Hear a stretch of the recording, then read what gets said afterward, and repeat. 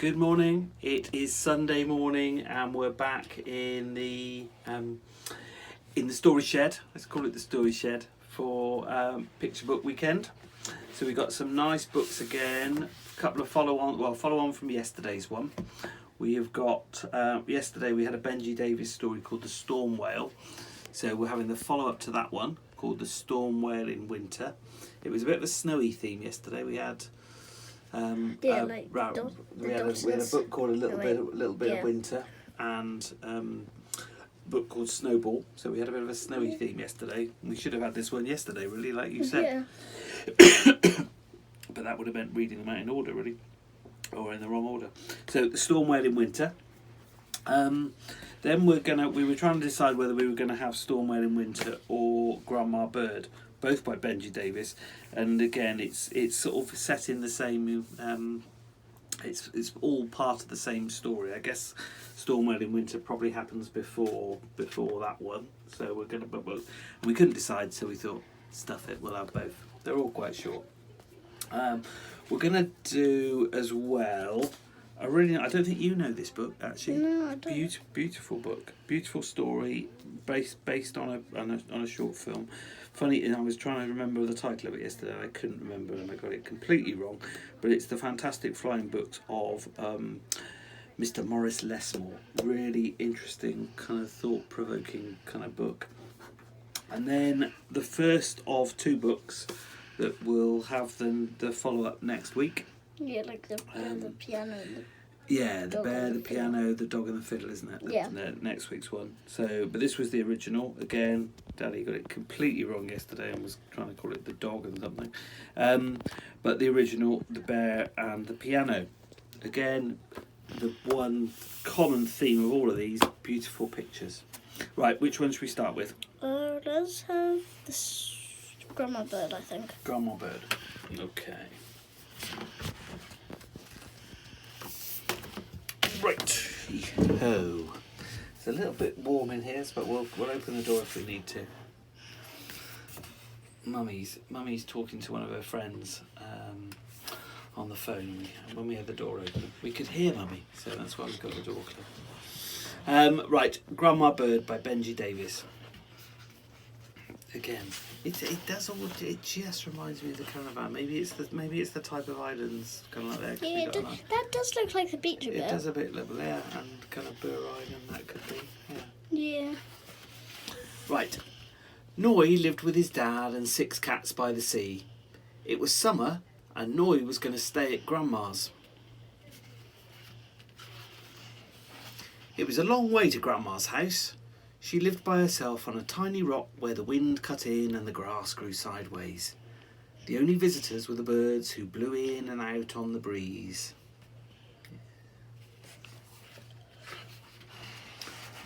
Noy wasn't sure about Grandma. She boiled up seaweed for soup and kept her teeth in a jar.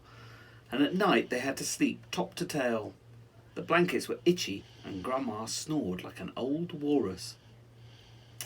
Daddy, mouth open.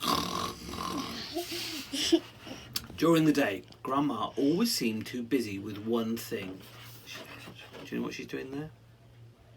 I don't know. It's called yoga. Yeah, that looks like yoga. She seemed too busy with one thing or another, and she never had time to play. So one morning, when the tide was out, Noy crept away. I do like her house, though. It's made out of an upturned boat. He hopped from rock to rock and pattered over wet sand. He dipped in and out of rock pools. That's my favourite thing in the whole world to do. Rock pooling. Then he spotted something shimmering across the sand. See, that looks like Burr Island, doesn't it? Yeah. It was a great big rock full of holes. Noy weaved in and out and skipped round its edges. It was a castle, a tall ship, a smuggler's den. It was the barnacled back of an ancient whale. Outside, the skies swirled black and grey. A storm was brewing. Noy listened as the sea thrashed against the rocks and rain began trickling down the walls. Suddenly, with a flutter and a squawk, something tumbled out of the storm and landed in Noi's cave. Looks like a bird. Yeah, I think you're right.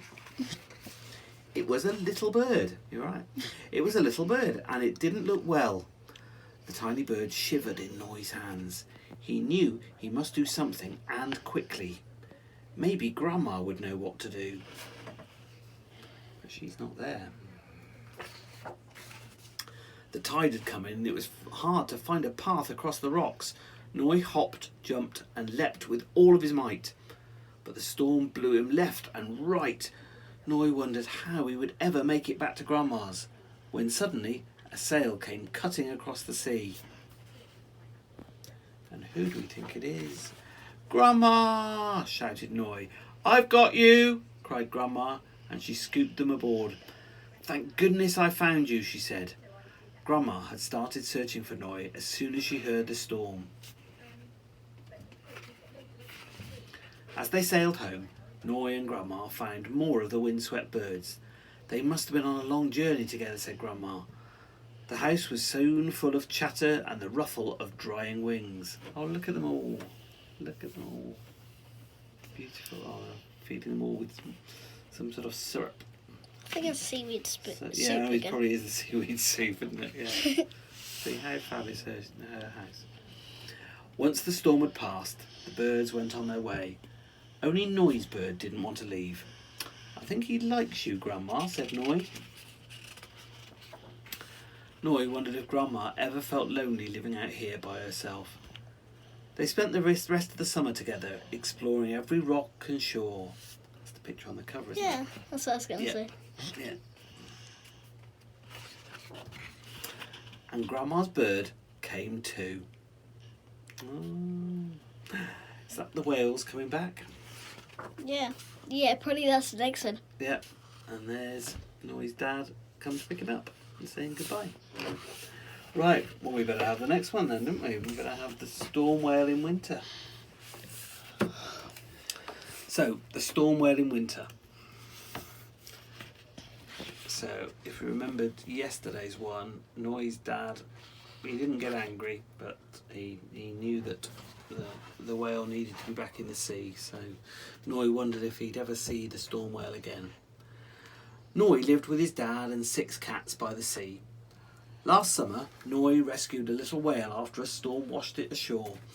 He and his dad took it back to the sea where it belonged, but Noi could not forget his friend. It's snowy now, isn't it? Look, there's a little snow cat. Now and then he caught a glimpse of the whale, its tail tipping the waves in the distance. But it was always something else. What was that? Okay. Winter was setting in, and all around the island the sea slowly filled with ice. Noi's dad took one last trip in his fishing boat. But when the darkness fell that evening, his dad was still not home, and Noi began to worry. Noi watched and waited and watched. Suddenly he saw something out at sea. It was his dad. It had to be. He counted all 6 cats safe inside and dashed down to the shore. I can't believe they've got 6 cats. 6 cats. Noi dragged his boat to the water's edge, but the sea was frozen hard. "I must be careful," he thought, stepping out onto the thick ice. The further Noi went, the harder the snow fell, until everywhere looked the same. Noi was lost. Then up ahead he saw a grey shape flickering in the lamplight. It was his dad's boat stuck in the ice. Noi quickly clambered aboard. Looks very dark and mysterious, doesn't it? "Dad!" Noi called, but his voice echoed. The boat was empty. Noi didn't know what to do. As he curled up tight, he imagined the deep sea swirling beneath him, and he began to feel afraid. But then, through the darkness, the boat went bump. It was the storm whale. The whole family had come to help Noi. The whales pushed their noses into the cold night air. They sang through puffs of steam and spray as the ice cracked and crunched. Somehow they knew where to go. That's how they knew the lighthouse. The little boat thumped hard against the rocks. "Dad!" cried Noy. "Noy, what are you doing here?" said his dad. "I just had to find you," said Noy. As winter turned slowly to spring, they often spoke of that cold, icy night. The night the fisherman had rescued Dad, and the storm whale had rescued Noy. And Noy would smile, because it was the night his friend came back. There he is. Love these books. It's lovely pictures, aren't they? But they remind me, like I say, remind me of the caravan. We've got a so big pile of that. We have. That's all the ones we've read, and I think there's a few more that we've. And like the inside Enchanted the one house. is there. Yeah. Right. Which one do you want next? What about the fantastic flying Fantastic. book? If you can say it, can you say it? The Fantastic Flying Books of Mr. Morris Lesmore. Very good. Very good. Right. Again, beautiful, beautiful pictures. That's the theme that kind of carries through most of our. I like stories, but I like a story with a good picture as well. Right. See if you can get all of the pictures as well, because I think that's the beauty of this book. Morris Lesmore loved words. He loved stories. He loved books. His life was a book of his own writing, one orderly page after another. He would open it every morning and write of his joys and sorrows, of all that he knew and everything that he hoped for. But every story has its upsets. One day the scar darts. But every story has its upsets. One day the sky darkened, the winds blew and blew,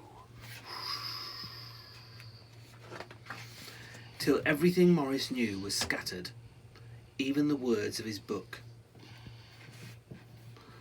That's a beautiful picture, isn't it? It's just like works of art. He didn't know what to do or which way to go, so he began to wander and wander. It's all a horrible mess, isn't it? Then, a happy bit of happenstance came his way. It's a nice word, isn't it? You don't see that very much. Then a happy bit of happenstance came his way. Rather than looking down, as had become his habit, Morris Lesmore looked up. Drifting through the sky above him, Morris saw a lovely lady. She was being pulled along by a festive squadron of flying books.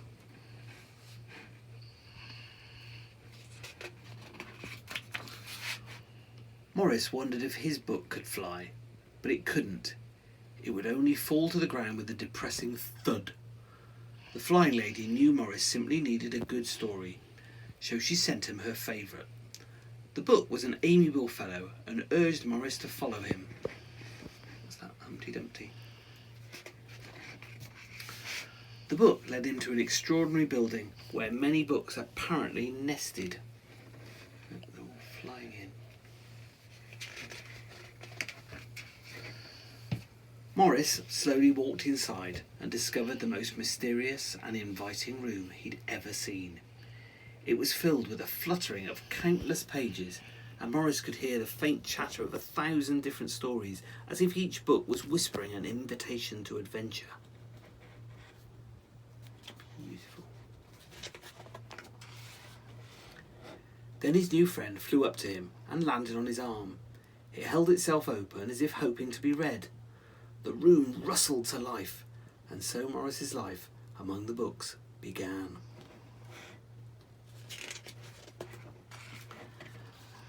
Morris tried to keep the books in some sort of order, but they always mixed themselves up.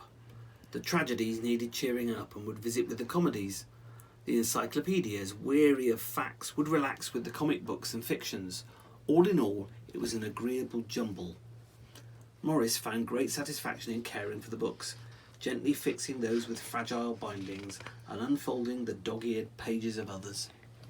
He's fixing them with sellotape there. Oh no, he's got a stethoscope there. Sometimes Morris would become lost in a book and scarcely emerge for days. It's a bit like that. That would look fun. Yeah. It's like walking across letters. Yeah, but it's similar idea to that Child of Books that we read the other week. Oh, Isn't yeah. it? It's kind Yeah. of like that. In fact, no words on that page. Look, yeah. So he's still lost in that book. Morris liked to share the books with others. Sometimes it was a favourite that everyone loved, and other times he found a lonely little volume whose tale was seldom told. Everyone's story matters, said Morris, and all the books agreed. At night, after all the stories that needed telling had been told, and everyone had settled down to their proper places on the shelves, the great big dictionary would get in the last word.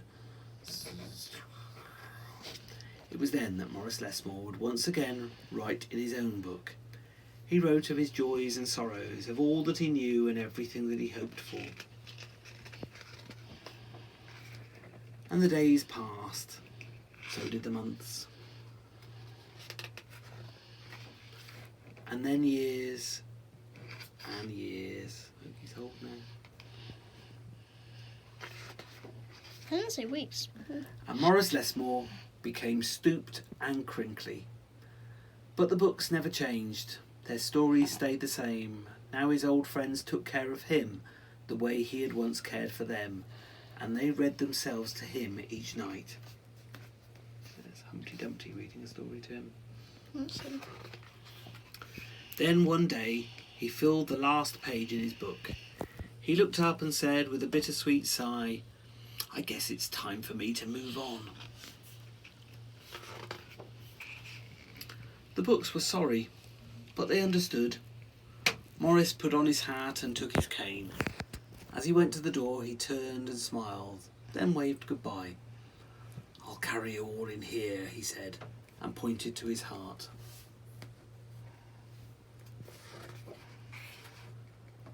The books waved their pages, and Morris Lesmore flew away.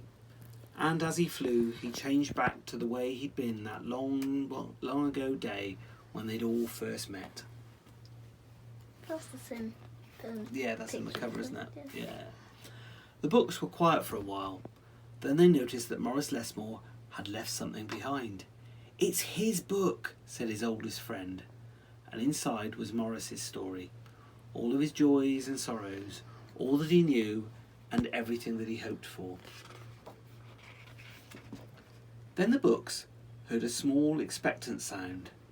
There in the doorway was a little girl. She looked around with wonder. Then something fantastic happened. Morris Lesmore's book flew up to her and opened its pages, and the girl began to read. And so our story ends as it began, with the opening of a book.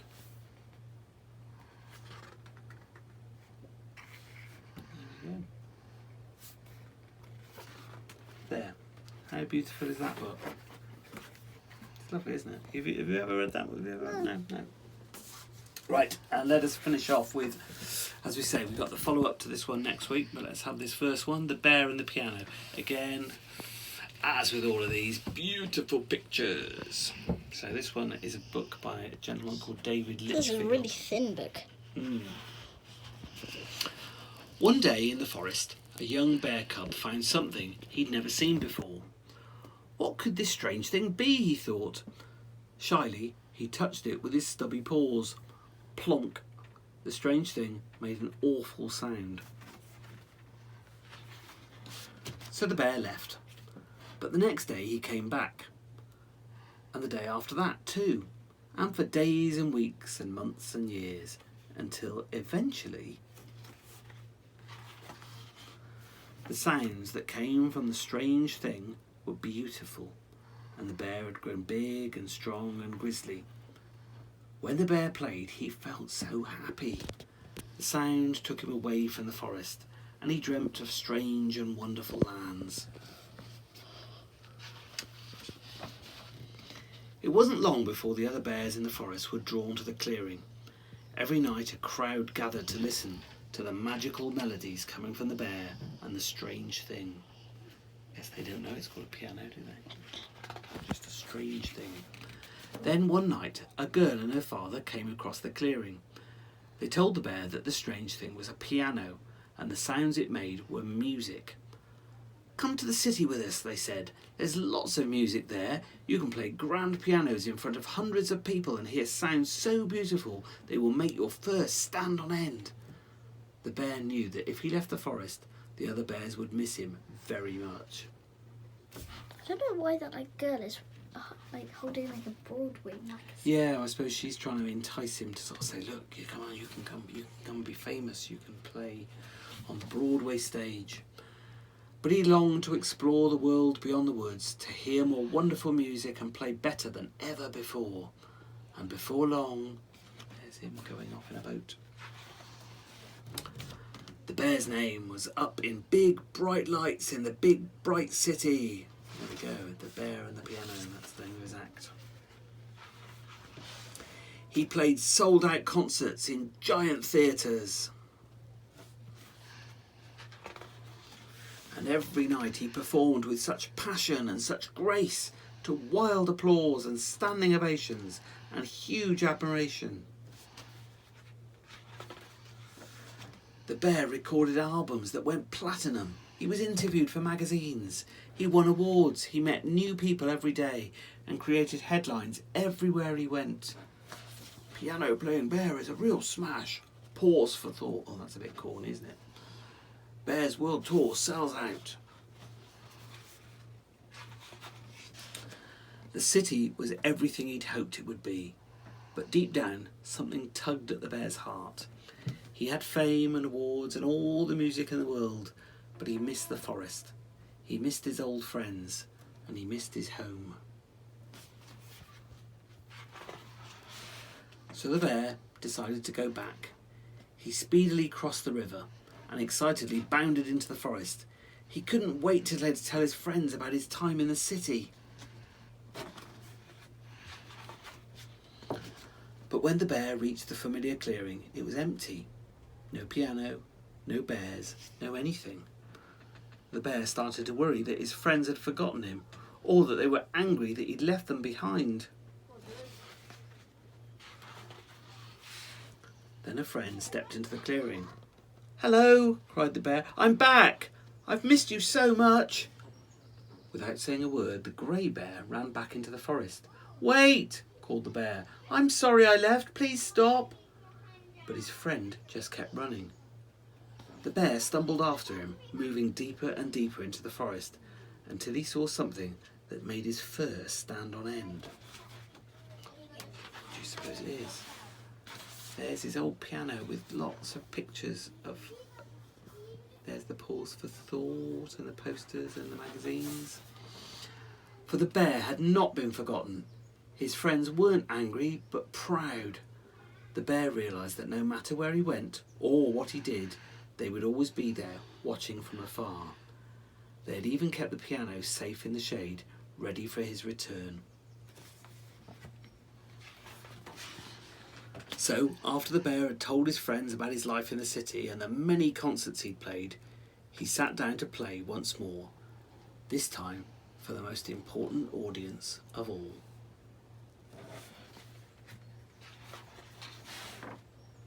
And there's his friend, the grey bear. That's a beautiful picture, isn't it? The bear and the piano. So next week we'll have the bear and piano, the dog and the fiddle. Yeah, there we go. Right, that's it for the day.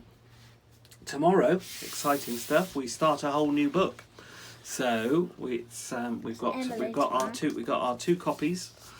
So this one's slightly smaller than we had, the kind of like the big kind of, but this one's the picture one and this one's the non-picture one. So both the same book. So it'll be same setup. The Adventures of the Wishing Chair. So for those of you that don't know, it's kind of you've. This is my favourite one. Yeah, you enjoyed it more.